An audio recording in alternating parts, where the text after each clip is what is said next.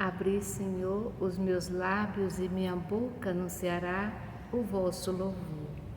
Glória ao Pai, ao Filho e ao Espírito Santo, como era no princípio, agora e sempre. Amém. Reveste-me, Senhor, reveste-me, Senhor, reveste-me, Senhor, com teu amor. Reveste-me, Senhor, reveste-me, Senhor, reveste-me, Senhor, com teu amor.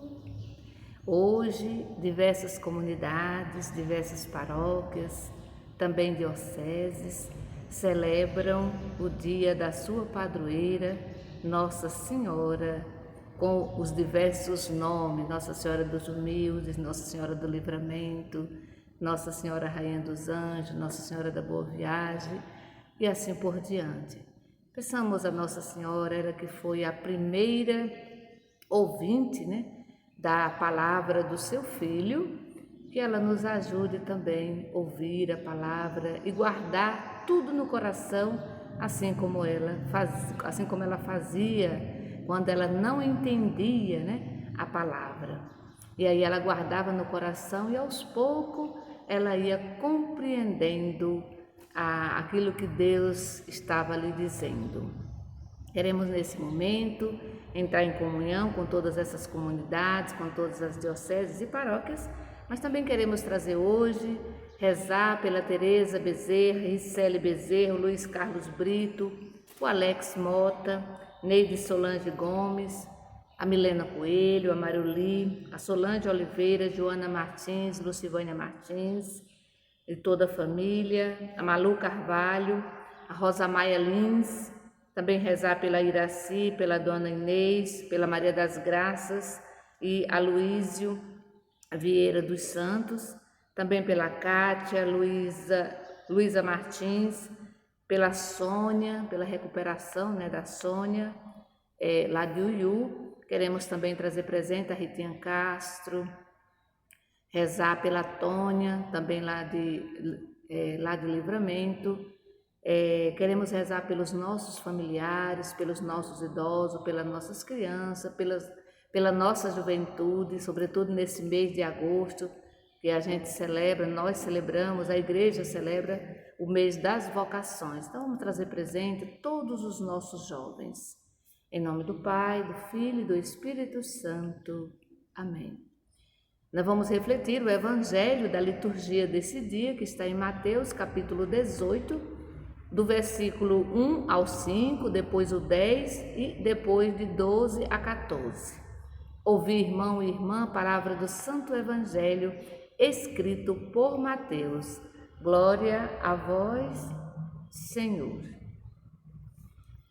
Naquele momento, os discípulos se aproximaram de Jesus e perguntaram: quem é o maior no reino do céu? Jesus chamou uma criança.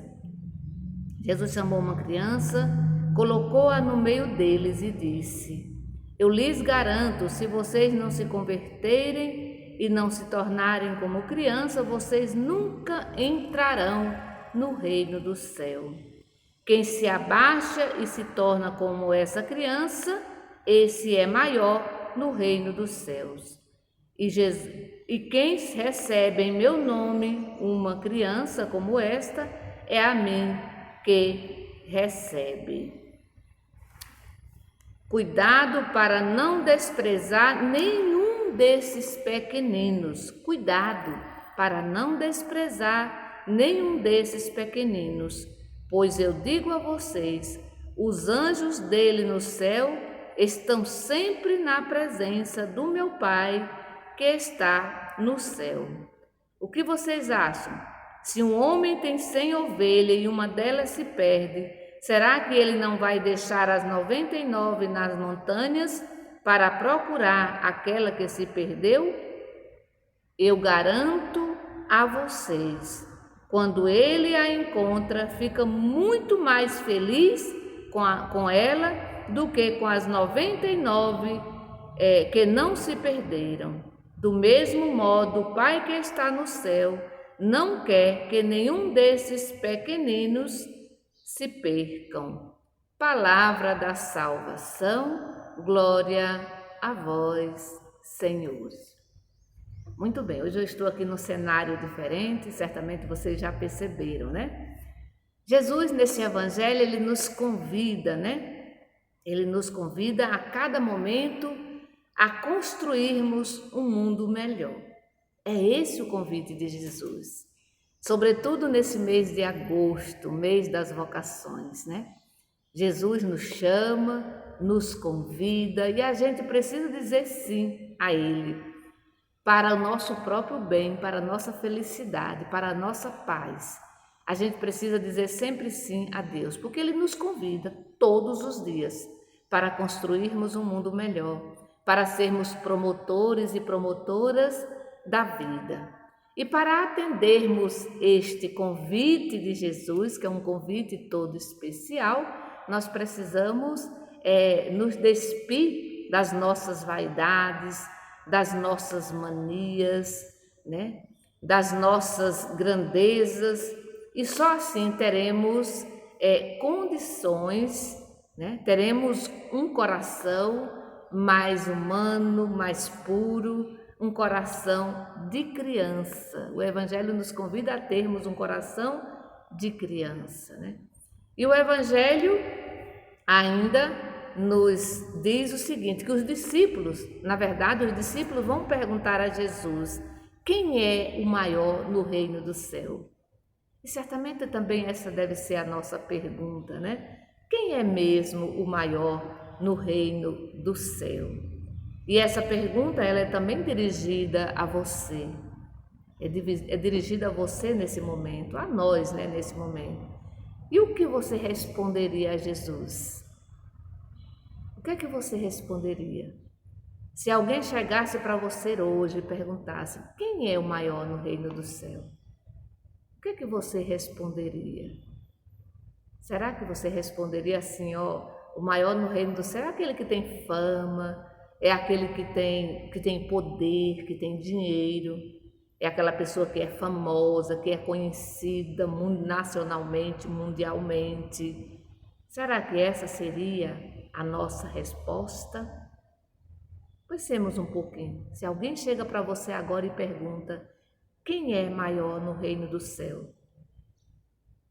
E olha a resposta de Jesus. Vamos olhar um pouquinho a resposta de Jesus, né? Se você não se converter, né, essa é a resposta de Jesus. Se você não se converter e não se tornar como uma criança, não entrará no reino do céu. Não entrará no reino do céu. Só para lembrar que naquela época, criança não era contada, assim como as mulheres, como os pobres. Então, criança não tinha valor algum. A gente não pode pensar com a cabeça de hoje, né? Claro, hoje a criança é super valorizada, é sempre super cuidada, né? Cuidada, né? É contada, né? Mas naquela época não, criança não era nada, assim como as mulheres, assim como os pobres. Então, aqui a gente pode entender melhor, né? Se você quer realmente ganhar o reino do céu, se você quiser ser maior no reino do céu, primeiro você deve se converter e depois ser como uma criança. Assim você entrará no reino do céu. Então é bom a gente trazer presente esse detalhe que criança naquela época não era contada, não era nada, né? Jesus vai censurar, na verdade Jesus censura, né, a mania de grandeza dos discípulos. E Jesus continua censurando hoje essa mania de grandeza que nós temos, né? Então Jesus censurou a mania de grandeza dos discípulos. Eles ainda não tinham compreendido o seu messianismo, né? Eles ainda não tinham assimilado, né, a sua missão, a missão de Jesus. Eles ainda não falavam, na verdade, a linguagem de Jesus, ou seja, a linguagem do amor, né? E a grande preocupação deles não era a promoção da vida do outro, mas a promoção da sua própria vida, né? Por isso Jesus vai falar com eles, né? E no desejo de mudar essa mentalidade, Jesus vai contar a parábola da ovelha perdida que nós acabamos de ver, de ouvir aqui no Evangelho. Jesus vai contar essa parábola, a parábola da ovelha perdida, né? E a parábola nos desperta sobretudo para essa preocupação que nós devemos ter para com o outro, esse cuidado que nós devemos ter para com o outro, né? E é necessário a gente sair, é necessário a gente ir ao encontro daquelas ovelhas que estão perdidas. E muitas vezes somos nós mesmos que estamos perdidos. E a gente pode contar sempre com a presença do bom pastor. Tem muitas pessoas que se encontram hoje excluídos, excluídas dessa nossa sociedade e muitas vezes até da nossa igreja, da nossa comunidade. A gente precisa ir ao encontro dessas pessoas e nos alegrarmos, né? Assim como o bom pastor se alegrou quando encontrou aquela ovelha perdida. Às vezes a gente fica no meio daquelas que já estão ali, né, no nosso meio, e tá tudo bem, né? A gente fica no meio das 99, mas a gente não se preocupa com aquela ovelha que se desgarrou, né? E o bom pastor, a boa pastora, é aquela que se preocupa com todas as ovelhas. E se uma foge ou se uma se perde, é necessário irmos ao encontro e tentar trazer novamente para o nosso meio, incluir novamente na comunidade, mas também na sociedade, na igreja, na família. Que o Senhor, nesse dia de hoje, Ele nos conceda essa graça de sermos boas pastoras e bons pastores. Que o Senhor nos abençoe. Em nome do Pai, do Filho e do Espírito Santo. Amém. Bendigamos ao Senhor e demos graças a Deus.